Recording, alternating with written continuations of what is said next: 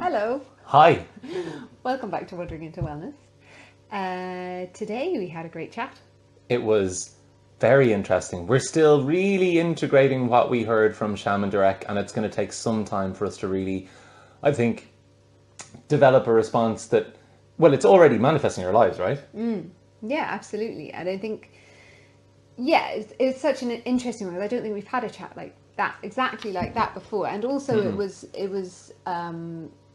we had time pressure in a way that we wouldn't have because Shaman's so busy, and we're in the middle of Vitality show and there was loads of stuff going on, and it was kind of one of those chats where it was like instant go, and he's such a magnetic personality and so full of information that you really feel magnetized by his presence, and Yeah. despite the fact that stuff's going on around you, you're kind of like, soak it all in, make the He wants most of hours this with them. moment. But he distills it. He distills it so well as well. I mean, like when I ask him the most long-winded question in the entire universe about my little life, and he's like, four-word answer. And I'm like, oh, that's why. Fair Yeah. enough. So I guess we shouldn't really stand on ceremony too long, except to say thanks to our sponsors, these guys, Newsest, and thanks to Swivel, the gang who you're watching this on. Shaman also loved our little swivel robot. And thanks to Clear Light Saunas, who keep us looking youthful with their delicious infrared sauna things. And glowy. And Yeah. if you are in Dublin, and you can get yourself to Vitality Expo tomorrow, if you're watching this tonight, which is the 28th of September today, come see Shaman talk tomorrow. You really, really need to come and make it there. You got to see him to understand the magnetism that he has in person, and to understand the power his words have. It's very different than when we had listened to him previously. Yeah. When you see him in person, It's a he's different just got show. a full power, that he's standing in his power, and you really get that feeling. So you've got to come and listen, and here's a little taster of what you might get in store. Bye. Hey folks, Hello. welcome back to Wandering into Wellness. That gentleman who blew a kiss at you is Shaman Durek. Very, very special guest, and we are lucky to have him on the podcast today from Vitality Expo. So we've been down in Vitality kind of exploring and kind of mopping up all the various kind of vibey health scenes and things about physical fitness and nutritional health and all these things, but Shaman Durek comes from a different principle. So this man, I mean, he'll explain it to you himself better than I can, but essentially what he is here to do, as I understand it, is to engage us in a spiritual awakening, which goes well beyond what magnesium is going to do for our joints, right? Yeah, I mean, they go kind of hand to hand if we look at it from a scientific point of view. When we look at the synthesis of the body, and what you're putting into your body is also life, or it's death, right? And so in shamanism, we look at everything as what's communicating to what. And if the communication is harmonious, then there's health and there's well-being and there's optimization of health. And if the communication is not harmonious, then it creates distortion. And it's the same thing you would have if you were in a relationship and your spouse or your boyfriend or your girlfriend or your wife or your husband were communicating in a harmonious way. It amplifies love in the relationship. And if they communicate from a place of fear, lack, limitation, or poisonous behaviors, then that basically destroys the relationship. Yeah. So we're constantly kind of like flicking back and forth a little bit between those things, aren't we? Because the little ego is kind of out there getting involved, making sure we want to be the one in the center of attention, and then there's that recognition that we all need that connection with humans, that we're not the biggest thing there. So how do you coach people into stepping down off that ego platform and beginning to kind of like understand their nature of the connectedness to the people around them? Or what's your... Well, first off, let me just kind of give you a definition. Shamanism, we don't have the same identification of how you see the ego. Okay. You see the ego, the way you explain the ego is like this thing that's happening to you, or something is doing something, like this little critter is there. Okay. We see the ego as an affirmative energy source that supports your narrative as the creator. So if I say life is hard, my ego goes, fine. Life will be hard. Let's send in all the things to make it hard. When I say ego, detach from life being hard and create a new narrative that life is easy, fun, and playful, the ego goes, got it. Opening up new narrative for life is easy and fun, send those people in the door. So we use the ego as a referencing of our reality. The ego actually creates our reality because we're the creators and we have to believe what we say. So what happens in human nature is that human beings always operate in the idea that something's being done to them or something's doing something to them, and then they can blame that thing instead of take responsibility for the fact that they gave the command, or that they gave the idea for the ego or for a spirit or for anything that matters. to be able to have effect on them.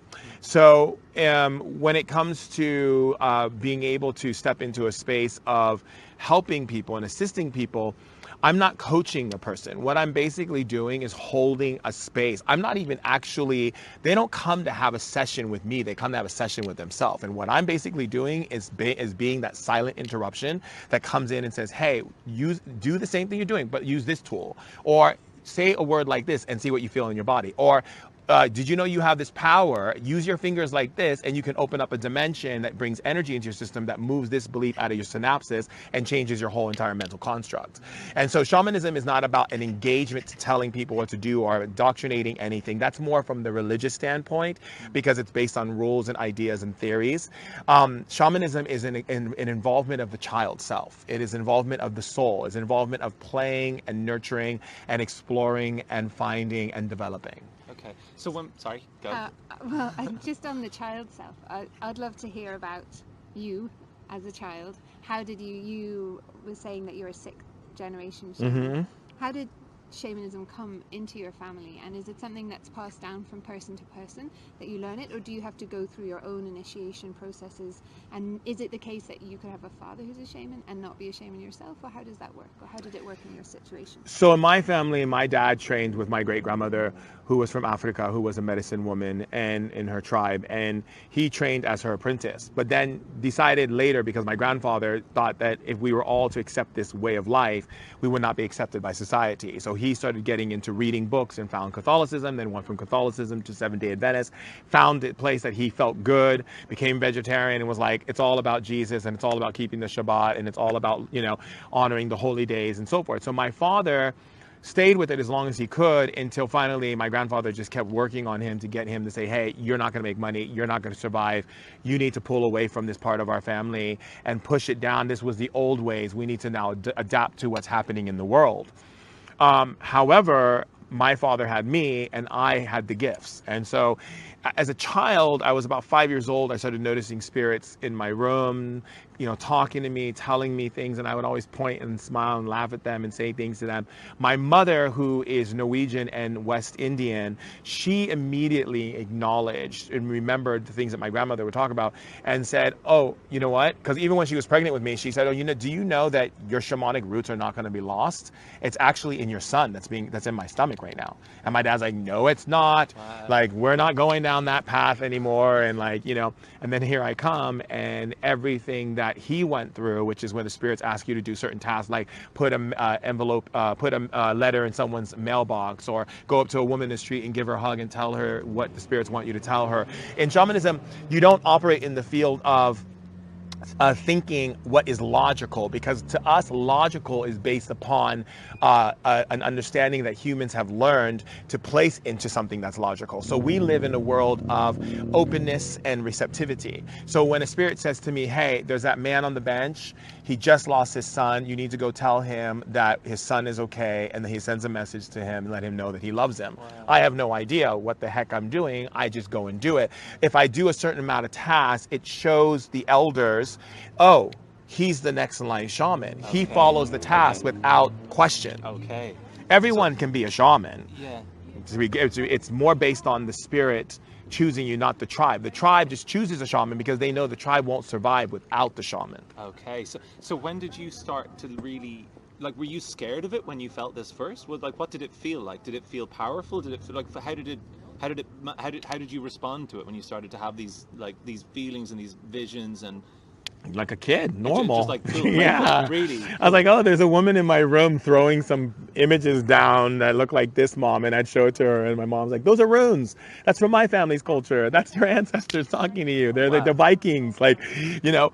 But amazing. But when you get into school, that's when it goes downhill. Yeah, I can imagine. It's like everything's fine until I got into school. And then when I got into school, as I got a little bit older, not kindergarten or anything like that, but when I was in first grade, that's when that's when it started bothering me. Okay. Yeah. And did you feel that up until that point you had this connection, and then at that point there was a separateness because you're in school and you were different than the other kids? Yeah, I was very depressed.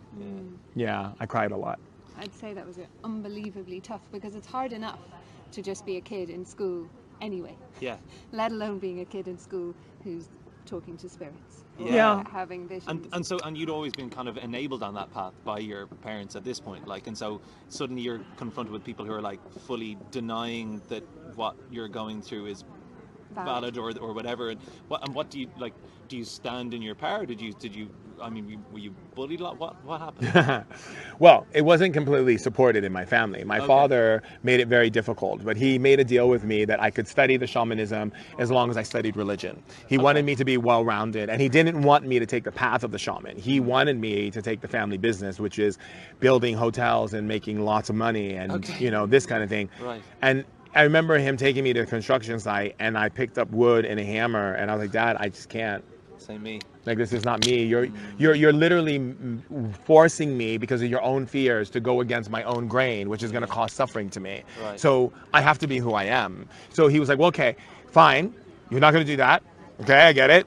Well, I think there should be a balance. And so it's like, yeah, I can talk to you about the things that I learned and things that I got from Mamal, which was my grandmother that he used to apprentice for. But at the same time, you need to study the Bible, and you need to understand religion, and you need to go to church, and you need to do all of these things, and you need to study and go to Christian school and blah, blah, blah, blah, blah. So it was very, very strict about it. But when I got into school, I would say things. So I'll give you an example. There was this bully in school, and he always would beat me up and beat all the other kids up because we were the nerds, you know. Because I used to have a stamp collection and a coin collection, and that's considered a nerd at that time. Yeah, did I? I had them as Did well. both, in fact, yeah. you know, trying to type like, you know, the DOS codes for the computer to play video games and like talking about all that. But you got it. Sticker collection, the whole bit. So there's one kid, and he was just like, oh, you're such a nerd, and da-da-da-da-da. And one day I said to him, you know, I said, I know why you beat us up. And he's like, what do you mean? I said, because your father beats you. And you take out your poison on us, and you don't have to. Like, I can help you. Like, I can help you process this anger.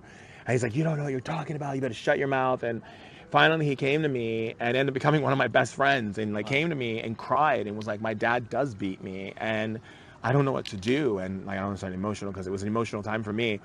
But all the other things too, like my teacher would be snappy with the class. I could tell her mood was not the high energy teacher that I remember. She'd come in and be moody, and I would slip out of my mouth. I'm like, I know why you're moody. And she's like, what? I said, you know, probably arguing with your husband right before bed about mortgages and then coming and teaching us is probably not the best thing. This is like coming out of 13 or 14-year-olds mouth. Like, you know, and then the teacher started talking and sharing what I was doing and started becoming afraid of me, but then treating me horribly.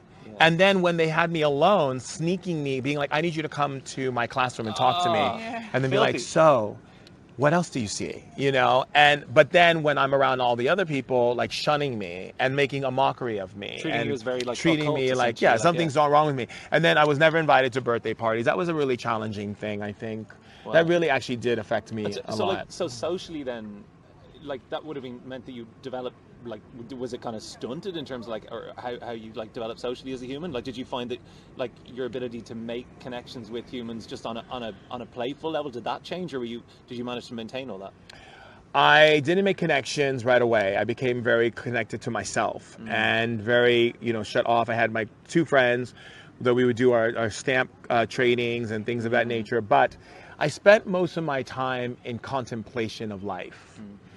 Observing humanity. That's why I love people watching, like this woman walking by right now. I just love it. Because like people watching gave me so much knowledge about, is something going on? No, we're good actually. So people watching gave me so much knowledge about the behaviors of people. I didn't understand how human beings could be so cruel to each other and so mean and so callous and so separating and so judging and so disconnected instead of loving the way we were when we were on the other side. Because I have all these memories and all these abilities, I still have memories of the love and the kindness and the connectedness. So that was a challenge. But then I started developing an eating disorder. I became bulimic. I started eating and throwing up my food all the time. And I realized it was a way for me to get my power back from the power that I felt that I was losing. Interesting. Yeah. And then once I used my powers to get over that, I realized, you know what? I'm going to be the freak. And I made a shirt. My friends thought it was the funniest shirt. And I put, I am a freak with stars and glitters, and I cut it up and I put like little safety pins on it and wore ripped up jeans and painted one leg with spray paint and then shredded the other one and wore my shoes and like skateboard with my Rob Roscoff skateboard, and then everyone was just like, you're such a weirdo. But then I stayed to it. Like I didn't change because they said it, and then I became the most popular person in school. Interesting. Let your freak flag fly. Yeah, people started coming to my house and being like, Can you do that thing that you do, that spiritual thing? Like, how can you do it again? Or go to kegers in like high school, and they'd have like the person get the keg, and we go in, and at the bonfire on the beach, everyone's like, oh my God, you got to meet my friend. He's like trained to be a shaman. He's got all these powers. Can you read everyone right here? Can you do this? Can you do that? And I'm like, then I started realizing that I became like a circus act to people. Party trick, yeah. And then I changed it to, how do I get myself out of the narrative of, so I cut off the people, not cut off, but kind of just moved them out of the way, the people who'd come into my house and wanted me to do show tricks. And then became more serious about it in the sense of, you know, sharing it with those who I felt really valued it. And then with everyone else, I just kind of ignored them. Cool. Yeah. And how did you get from there to here? What's the pathway? We've got a long way to go. We've got how many minutes left? Okay, well, Let's go. here's a short end of the story. When I was about 20 years old, I knew there was a war that broke out in Israel. And I got this message from Spirit. Remember, I told you we get messages to do things that we don't know why we're doing it, but we do it because we trust in Spirit. Spirit said, buy a ticket, go to Israel. So I was like, okay, well, I'm not going to do that right now, but I will. I just need a little bit of time to do it. And I ended up going to a dinner. I was living in Italy at the time. And there was this guy on the table. His name is Motiovich. And he said to me, he was eating. And I looked at him and I said, the way you eat is not the Italian way. You just eat with your hands and you're doing all these things. And it's like, where are you from? He goes, I'm from Israel. I said, from Israel, interesting. I go, and how do you get around in Israel? Do you like camels and horses? He goes, oh, you're so ignorant. We have cars. Like, you're so ignorant. And for me, I'm a Scorpio. So I'm like, yeah, I guess I am ignorant because I don't know anything. He goes, wait, you admit to being ignorant? I'm like, absolutely. And he goes, I like you. Come to Israel. And I was like, that's so funny because I said, Spirit told me I'm supposed to go to Israel. And here you are telling me to come to Israel. He's like, I'll arrange everything. Come to Israel. We'll take care of everything. So I get to Israel. Bombs are going off. Like pretty much, I would say on an average, maybe every hour upon the hour, like there was a new bomb. And you would just get used to, like, I mean, I would get on buses and be like, today's the day I'm going to blow up. But the amount of stress and anxiety that caused was so intense. And I just like, you know what? I need to really like help the people. So I stayed and I dug in and I was like, let me be there for the people. So I started going with United Nations, met this guy named Berton. He worked with Kofi Annan and brought me over to Palestinian side, to the border, started talking to people in the Gaza Strip, started going and talking to Israelis, started getting and building groups of women to help understand each other. And it just kind of grew and grew and I started becoming more and more popular. And then I went to Turkey, did the same thing. And then celebrities around the world started catching on of what I was doing at a very young age. And that's how they caught in. And then all of a sudden they wanted me to support them. So then it became the celebrity shaman, which is, yeah, because that's a difficult label. It's hard. And it's like every day I have to like rip it off because a new press thing comes out and it's like the celebrity shaman, or it's a comment about me and my girlfriend. It's like, oh, now here's the royal part of the royal family. It's like there's always something that they're using to pin on me, and I have to unpin it and be like, I'm just me. I'm not better than you. This is not a hierarchy thing. I'm not a guru. We're all equal. Yeah. Like, let's make this planet good. Yeah. Stop putting me on a pedestal unless you're willing to climb up on one and be on one yourself so we can talk. I'm not here to play the guru game. And it's annoying sometimes that people are like, oh, Shaman Durek. I went to one house in Turkey and this woman had in every room my picture with a shrine, and I was like, take it down. Terrifying. It's scary. When I was just listening to you talk inside Vitality, you were talking about framing and how we frame people, and you were talking about it largely in negative terms, and when people are looking at people, talking about them badly and putting them into a box. And it was one of the reasons that we wanted to start the podcast and do it outside, was because we felt like when you're inside, you're in this box and your thinking is in this box. And when you're outside and there's this space, we have this ability to think more freely. But it feels like when people are putting those labels on you, they're doing the same thing, right? They're just it's just, you know, you're family friends with Gwyneth. Gwyneth listens to you for advice. He's worth listening to. Huh? Like, we've turned celebrities into our Athenas and our Apollos of the old world, and and we have forgotten what's important, which is equality, healthy food, spending time with friends, having picnics, having a place where you can just go and enjoy life, be in nature, touch someone and really connect and know that this person is here for this time. Smell the flower because it's dying and go and smell it because it won't be there tomorrow or next winter. So it's like these really beautiful, simplistic things in life, which I find to be absolutely important. And yet people will pin all these things in the media, and then they'll pin on the other stuff, which is like my girlfriend being the princess of Norway, and what's it like in the royal family, and does this guy belong in the royal family, and he's black, and he's this, and he's that. It's like it's like human beings can't just be okay without trolling life.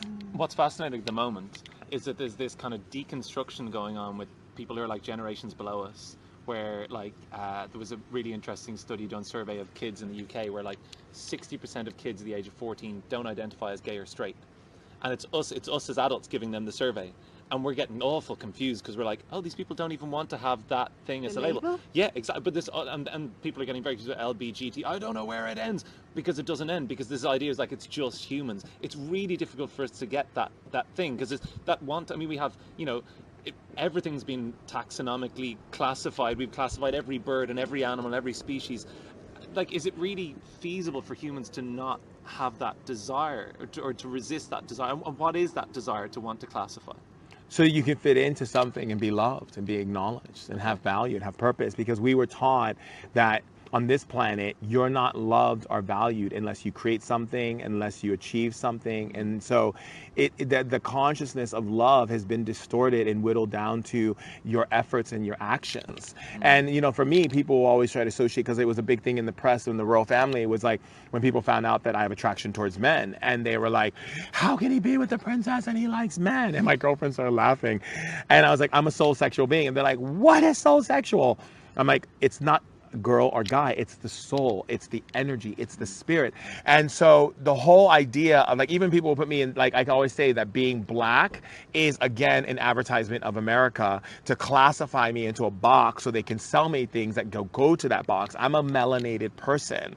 Being black is what they use as advertisement so they can segregate everyone. You're white, you're black, you're Hispanic, you're this, and now we're going to sell this to you, we're going to sell this to you, we're going to sell this to you. This is what you're supposed to be doing, this is what you're supposed to be doing, and this is what you're supposed to be doing. And make sure you guys stay separate, because we wouldn't want you to know each other's information, because if you did, you would come together and create a collective, and that collective could take down the matrix. Yeah. That's big. That's kind of fairly serious. You've heard it here first. This is the locus. But Just started. It's fear, isn't it, though? It's always fear. It always comes back to that thing of people kind of feeling like, well, there's an otherness. Yeah. Right? When we want to put people into those boxes, it's always that thing of going, well, I am not that, or I am that. And when we come back down to it, what we're trying to do really is get back to, well, what is source, right? What is the main meaning of me? And it's not identifying with all those things. It's unidentifying with all those things. But translating that into the real world, the unfortunate real world that we kind of have around us is the real challenge, isn't it? Because you can be yourself in your own space, but try and bring it into school when you got other teenagers around you who like don't understand your thing, or you've got friends who you've had who've, like, you know, you've changed and evolved and they're still around and they're still telling you the thing that you were. It's like that aspect is, I mean, it's such an easy reflex to just come back to, okay, it's just safer to be who I was. Yeah. Isn't it? But you know, it's interesting, like all my friends who are celebrities, we all have this very interesting way of looking at life. When I went around and surveyed all my celebrity friends who are like big movie stars and singers and athletes and all of them, they all said the same thing. I was the nerd. I was the nerd. I was the nerd. I was the nerd. I was the nerd. I was the geek. I was the one who just wanted to play sports. And everyone was around me trying to put me down. And I'll never forget this thing that Gwyneth said to me, which was so hilarious, where she was saying that she was the nerd in school, and she had these bully girls who were always bullying her, you know? And it was only when she decided to stay true to who she was as that nerd is when she became Gwyneth Paltrow. And all my friends who are celebrities say the exact same thing. I didn't become a star athlete by concerning myself. I got to a place where I woke up and I told everyone, you know what? I don't care anymore. I'm going to be me. So it's like, so I always tell people, like, whoever you are and whatever you are, just dig in, you know? And once you dig in and honor that space of your nucleus, no one can touch you. No one can do anything. People are always like, how are you so known as a shaman when there's all these other shamans in the world? The difference is that I stayed true to myself. I have other friends who are shamans. They don't want media to connect to them. They don't want to deal with people's conflict. They won't even deal with people's conflict. They don't even show them the skills that we have. They just hand them plant medicine. Here, take this ayahuasca, take this iboga, take this thing. And then they sit back and play some songs and watch some people do what they want to do. They don't want to have confrontation. So I'm like, you know what? I don't really care. Because I got so much abuse and bullying done to me as a kid, I got to a place where it's like, am I willing to trade my freedom and my self-respect for your love? No, sorry. End of story. I'm going to wear my pants, wear what I want. I mean, one time one woman said to me, she goes, oh God, she goes, what kind of shaman are you? You wear a Metallica shirt on stage talking to all these people and you dress in like your shoes. I wear my like Converse and ripped up jeans and you're talking and telling people about shamanism. Why would you dress like that? Why aren't you wearing robes? I said, I don't want to wear robes. I want to wear my Metallica shirt. I want to wear my Depeche Mode shirt. I want to wear my chains and like whatever I'm feeling in the moment. And like, that's me. And if you have an issue with it, that's your issue. And what it did, all my friends who are celebrities all said they wouldn't be where they are today if they didn't dig in and honor who they are.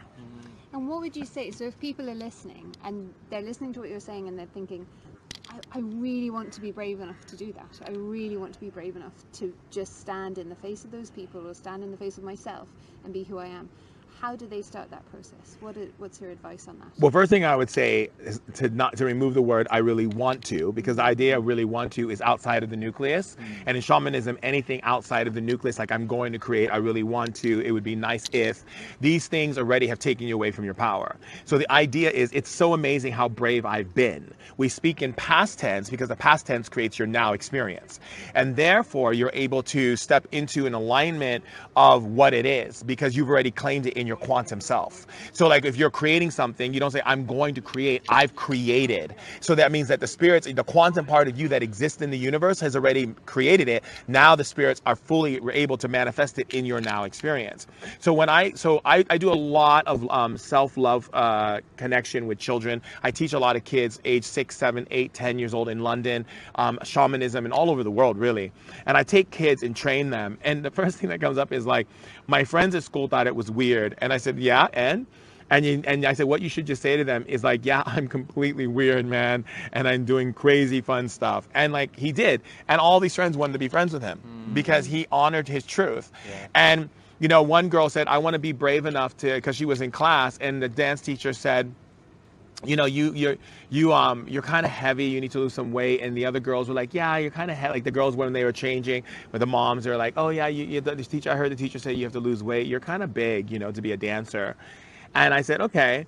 And I said to her, I said, here's what I want you to do. I want you to say, it's been so amazing how brave and how solid and how clear I am that I love dancing, that when I dance with so much power and so much gust of energy that the whole room watches. She went into her next class. Her mom calls me on the phone in Turkey, goes, oh my God, my daughter went in there and smashed it, Durek. She's like, literally, all the teachers and the teacher and the other students were in shock because she took all of that beingness of truth and embodied it the moment she saw it in her past experience. So a lot of times people think manifesting is about saying something is coming or you're going to do something. True manifesting anything comes in the quantum field. It means that which already has been is already existing. So when you speak about creating something, you don't say, I'm going to create an opportunity for me to go on a vacation. I'll be like, oh, it was so amazing how I wanted that vacation and everything flowed and I loved how the money came in and the people and all the things that happened. It was the best vacation ever. Then you let it go. All of a sudden, the vacation shows up. And you just do that once, or you do it as like one time? Why would you do it in repetitive? When people get in this whole like, I gotta like say these affirmations over and over. Yeah. Okay. You can say a mantra because it opens up codes from Sanskrit, which are powerful codes. But if you say, I am a powerful person, I'm a powerful person. If you feel like you have to keep saying it through repetition, it tells your subconscious mind that you don't believe in your will. And in my new book coming out, Spirit Hacking, we talk about the will as being a huge component in your ability to move energy in time and space. If your, oh, there's my girlfriend. If your will is not strong, and my stepkids, if your will is not strong, then your will is not able to manifest what you desire because you're speaking about it over and over and over. Babe, wait for me. And you're, oh, sorry. That's perfect. I was just saying. And your will isn't strong enough to speak your truth into existence, and you have to repeat it over and over and over and over, then you're basically doing the same teaching that was taught to you in school. Read the book over and over and over, hear the lesson over and over and over, and you learn through repetition. If you learn through repetition, it's weak sauce, because you're basically saying, I don't believe my words. So that means you have to repeat your words in order to believe it. And truly, your words should be so aligned that when you speak it, it's done. I'd like to say that to my 5-year-old. It's been amazing how I've been saying that to my 5-year-old. Not I'd like to, because it's outside the nucleus. We got to It's a change our practice. language. Lexicon, language is all important. Language creates power, or it takes away power. So when did you learn that tool, that manifestation? Like, was that with you from your dot, in terms of understanding that with such clarity about how you can't just want a thing to change, how you have to have assumed that it has changed? When did that hit? Do you have like little dewdrops of beautiful wisdom? How does it go? So when you're a shaman, you constantly are communicating to the spirit world and the ancestors. I was about 24 years old, and I was doing all this stuff about manifesting, and I was, people were telling me about Esther Hicks and this thing and that thing and blah, blah, blah, blah, blah. And one day I was in the house, and the spirit came in the room, and it was glowing blue, and it had like light under its skin. And it was like, would you like to know the truth about the universe? And I was like, absolutely. And it said, you live in a quantum field, and there is no such thing as a future. There is no future. There are tendrils that lead to all the possibilities depending upon what you speak and what you think and what you believe. So everything is existing simultaneously. So if you want to create something, speak about it in the past. And I was like, oh, so I'm not going on this linear motion. I'm going on a quantum motion. So I can access any level of information at any given time on levels. And he goes, and then the spirit said to me, yes, for instance, your spirit guide that you've been talking to for all these years is you in another dimension. And that's come to assist you in this dimension. And I was like, oh my God. And then I started telling all my friends, and then they started using it, and they're like, oh my God, Durek, I manifested this house that you said, I manifested money, I manifested this job, I found the love of my life, I did this and that, because they started understanding how quantum energy operates. Wow. Beautiful, powerful. That's a lot to think on. It's an awful lot. Like, it's what's amazing is it feels there's a lovely simplicity to it. Like, so when you deal with kind of things within, like, I'm going to see a therapist who I think is lovely and amazing, but the things that we're getting from that feel like there's a lot of work, or like attritional sort of, not attritional, but like work that takes kind of an effort. And it's the ease of your words, like the ease of the understanding, like, sitting with you. I mean, I can sit at home and hear your words as well, but there's something about that it just makes it gives a great sense of possibility, which is nice. It's a freedom as well, Yeah. isn't it? There's not like a million processes that you have to do in one specific order, and we get stuck so The into ritual thing. like, instead of connecting, we get into like, well, in order to connect, I need to do 7 million yoga kriya, and then I also need to I need to take all the supplements, and I need to do the thing. Yeah, and it's like the to musician who has to wear his self-flagellate, lucky pants or like whatever that 1,000 got. times. And this is like, no, I love you it. just have to know what you want, Yeah. and you have to say it as if it's already in existence. Not as if. No, yeah, say it that it has. You terrible nearly at made it. it. I did so Not good. terrible at it either, because you're cursing yourself by saying that. Yeah. If you say, I'm terrible at this, then your subconscious goes, are you? The ego goes, she's terrible. Go ahead and show her an example of how terrible she is. The next time she opens her mouth, Give her make 5 sure. orders of how bad she is, please. Yeah. I don't like this interview anymore. That's amazing. I've had fun. I feel like we should probably keep you here for another. Yeah, well, I'd like to talk forever, but I also feel like you probably need some food. I don't need food. I eat 1 meal a day. I'm good. Yeah. So, like, we talked about the framing thing, right? My feeling is that I'm going to leave this room and still want to be framing. Like, how quickly do you see people change? Do people, like, I know everything happens at its own rate, and there's all sorts of, like, you have to allow people to come to a thing. But if you, like, I'm just thinking of an interaction I had inside, which involved family, and I was coming to, there wasn't even interaction, to be honest with you. It was just me approaching a situation where my family were there, and I was having an amazing day, as me as I am. And then suddenly there's just a slight heaviness that sends me straight back into that other mode. Is, like, are there, like, tapping? Is there what? Well, first of all, you have to understand that the way you're even speaking sounds like you're a victim. Yeah. Okay? Because you're not operating in the consciousness of, I don't have to take on any energy unless I choose to. The reason why you were affected is because you were taking it personally.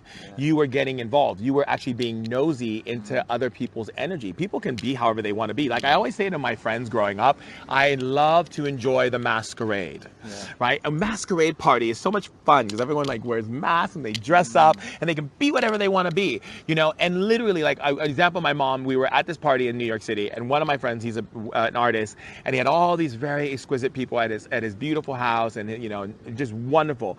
And he's dressed in a tuxedo, and you know, these people were there are very of the high art industry. And he comes out all of a sudden in a loincloth, and he's naked.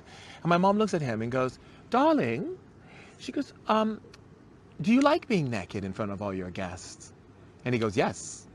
And she goes, "And how does it make you feel?" And he said, "It makes me feel exuberated and free." She goes, "Great, carry on." You know, and it's that it. If someone says to you 1 + 1 is 5, be like, okay. Yeah. You don't need to go into that energy. You choose to go into that energy because you want to prove a point, or you want to be right about something, or you want to win something, and those energies just don't support you.